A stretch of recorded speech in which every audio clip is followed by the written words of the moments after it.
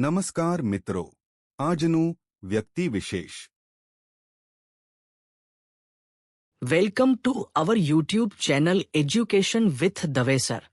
જલ્દીથી વિડીયોને લાઇક કરો, શેર કરો અને સબસ્ક્રાઇબ કરો. ગુજરાતી સાહિત્યમાં એક એવા દિગ્ગજ સર્જક થઈ ગયા જેમની ઓળખ તમે માનો કે ના માનો એક નહીં પણ અનેક હતી. તો કોણ હતા આ રહસ્યમય વ્યક્તિ? ચાલો આજે એમને જ જાણીએ. ચલો શરૂઆત એક સવાલથી કરીએ. શેષ, દ્વિરેફ અને સ્વૈરવિહારી, આ ત્રણ નામ સાંભળ્યા જ હશે, ખરું ને? ગુજરાતી સાહિત્યના આ ત્રણેય મોટા ગજાના લેખકો. પણ આ ત્રણેયમાં એક સરખી વાત શું હતી? ક્યારે વિચાર્યું છે?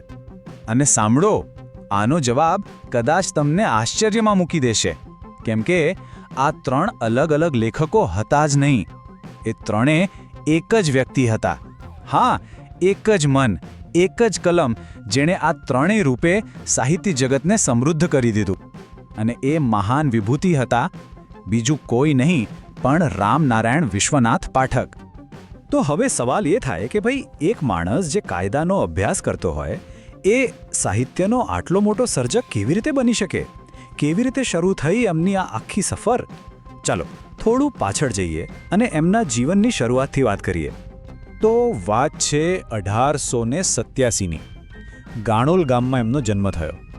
શરૂઆતમાં તો એમણે કાયદાનો જ રસ્તો પકડ્યો. LLBની ડિગ્રી લીધી અને વકીલાત પણ શરૂ કરી દીધી. અને એ જમાનામાં તો તમને ખબર છે, વકીલાત એટલે બહુ મોટો અને પ્રતિષ્ઠિત વ્યવસાય ગણાતો. પણ કદાચ કુદરતને કંઈક બીજું જ મંજૂર હતું. હવે જો, એમની જિંદગી એક એવા વળાંક પર આવીને ઊભી રહી જ્યાં બે રસ્તા હતા. એક તરફ હતો કાયદાનો રસ્તો, જે સારી કમાણી, સમાજમાં માન પ્રતિષ્ઠા, એકદમ સિક્યોર ફ્યુચર આપતો હતો. અને બીજી તરફ હતો સાહિત્યનો રસ્તો, જે એમના દિલનો અવાજ હતો, એમનો સાચો શોખ, એમનું પેશન. અને પછી આવી એ નિર્ણાયક ઘડી. કહેવાય છે કે વકીલાતમાં એમને મજા નહોતી આવતી, એમનો જીવ જ નહોતો લાગતો. બસ આટલી નાની વાત, પણ આ એક વાક્યે એમને જિંદગીની દિશા જ ફેરવી નાખી. એમણે પૈસા અને પ્રતિષ્ઠા પર નહીં પણ પોતાના મનના આનંદ પર પસંદગી ઉતારી અને પગ મૂક્યો સાહિત્ય અને શિક્ષણની દુનિયામાં.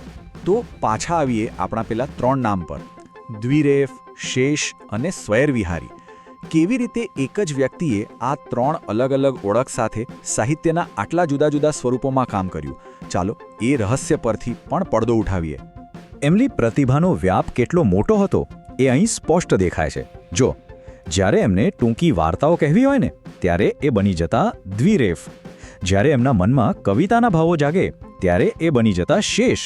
અને જ્યારે હળવાફૂલ નિબંધો લખવા હોય, ત્યારે એ ધારણ કરતા સ્વૈરવિહારીનું રૂપ.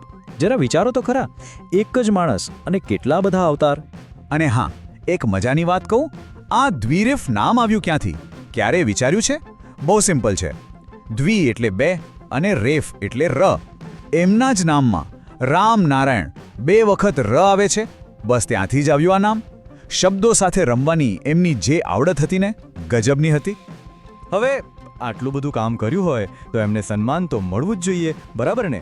તો ચાલો જોઈએ કે સાહિત્ય જગતે એમના આ પ્રદાનને કેવી રીતે બિરદાવ્યું. અને સાહિત્ય જગતે ખરેખર એમને માથે બેસાડ્યા. એમને એ જમાનાના સૌથી પ્રતિષ્ઠિત એવોર્ડ્સ મળ્યા, જેમ કે નર્મદ સુવર્ણચંદ્રક, પછી મોતીસિંહજી મહિલા સુવર્ણચંદ્રક અને હરગોવિંદ દાસ કાંટાવાળા પારિતોષિક પણ. આ બધા સન્માનો એ વાતનો પુરાવો છે કે એમનું સ્થાન કેટલું ઊંચું હતું.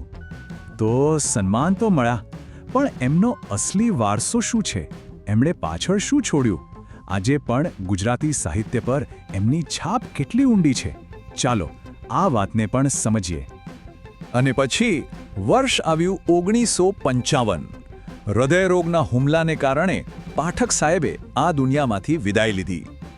એમનો દેહ ભલે ચાલ્યો ગયો, પણ એમના શબ્દો, એમનો વારસો એ તો કાયમ માટે અમર થઈ ગયો.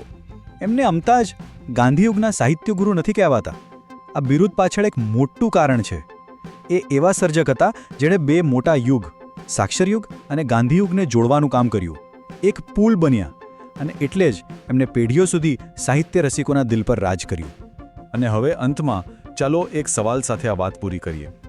પાઠક સાહેબ એક જ સમયે કવિ હતા, વાર્તાકાર હતા અને નિબંધકાર પણ હતા.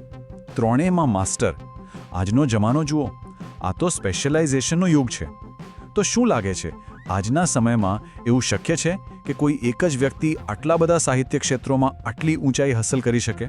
આ સવાલ પર થોડો વિચાર કરજો, અને કદાચ આ સવાલનો જવાબ જ રામનારાયણ પાઠકની મહાનતાને હંમેશા જીવંત રાખશે. પૂરો વિડિયો જોવા બદલ આપનો આભાર. જો આપને વિડિયો ગમ્યો હોય તો ચેનલને સબસ્ક્રાઇબ કરવાનું ભૂલતા નહીં, સાથે શેર કરવાનું પણ ભૂલતા નહીં. જો કોઈ વ્યક્તિ વિશેષ વિશે તમે જાણતા હોય તો જરૂર કોમેન્ટ કરજો, જેથી તેની માહિતી આપણી ફેમિલીને મળતી રહે. જો કોઈ મંતવ્ય હોય તો જરૂર જણાવવા વિનંતી. આભાર.